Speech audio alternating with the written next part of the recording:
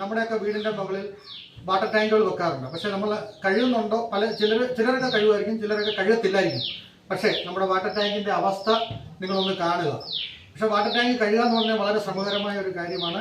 നമ്മൾ ബംഗാളിനെയോ അല്ലെങ്കിൽ മറ്റ് ഇതര സംസ്ഥാന തൊഴിലാളികളോ ആരെങ്കിലും വെച്ച് കഴുകിയാലും നമുക്ക് തൃപ്തിയാകത്തില്ല. നമ്മുടെ വെള്ളത്തിൽ കുളിക്കുന്ന വെള്ളത്തിൽ ആരെങ്കിലും തൊട്ട് കഴിഞ്ഞാൽ നമുക്ക് ഇഷ്ടം വരത്തില്ല.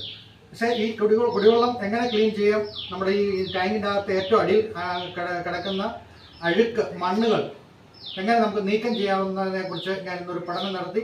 ആ പഠനത്തിൻ്റെ ഇത് മുഖേന ഞാൻ നിങ്ങളെ വ്യക്തമായി ഞാൻ കാണിച്ചു തരാം. ടാങ്കിൻ്റെ അടിയിലെ മണ്ണും ചേറും ചെളിയും ഒക്കെ കാണിച്ചു തരാം. ഇതിൻ്റെ അകത്ത് പൂർണ്ണമായിട്ടും ഇതിൻ്റെ അകത്ത് അഴുക്ക് നീക്കം എങ്ങനെ ചെയ്യാം എന്നതിനെക്കുറിച്ച് നിങ്ങളെ കാണിച്ചു തരാം. ഇനി ഈ വാട്ടർ ടാങ്കിൻ്റെ വെള്ളത്തിൻ്റെ കളറ്, അടിയിലെ വെള്ളത്തിൻ്റെ കളർ നിങ്ങൾ നോക്കുക.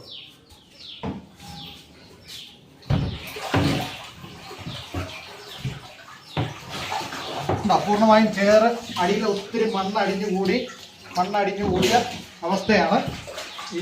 ഇത് 1000 ലിറ്ററിൻ്റെ വെച്ച് 2000 ലിറ്ററിൻ്റെ ടാങ്കാണ്. ഒരു ടാങ്ക് ഇത്. അടുത്ത ടാങ്ക് ഇതാണ്. ഇവിടെയും ഇതേ അവസ്ഥ തന്നെയാണ്. ചെളി കൊണ്ട് നിറഞ്ഞ് വളരെ മോശമായ ഒരവസ്ഥയാണ്. ഇനി ഇതിൻ്റെ അകത്തൊന്ന് ഇത് കലക്കി നല്ലൊരു മോപ്പ്, ഇതിനായിട്ട് തന്നെ ഒരു മോപ്പ് വെച്ചിട്ട് ഈ മോപ്പ് വൃത്തിയായിട്ട് ഇതിൻ്റെ അടിയിൽ സൈഡും 4 വശങ്ങളും സൈഡും സെൻറ്ററും എല്ലാം നന്നായിട്ട് കലക്കി അടിച്ച് കഴുകി പുറത്തെ 2 ബാക്കി ഒരു പൈപ്പുകളും തുറക്കല്ല, ഏറ്റവും പുറത്തും മുറ്റത്തുള്ള 2 പൈപ്പുകൾ തുറന്ന് ഈ വെള്ളം മുഴുവൻ ഒഴുക്കിക്കളയുക. അതിനുശേഷമുള്ള കാഴ്ച ഞാൻ കാണിച്ചു തരാം.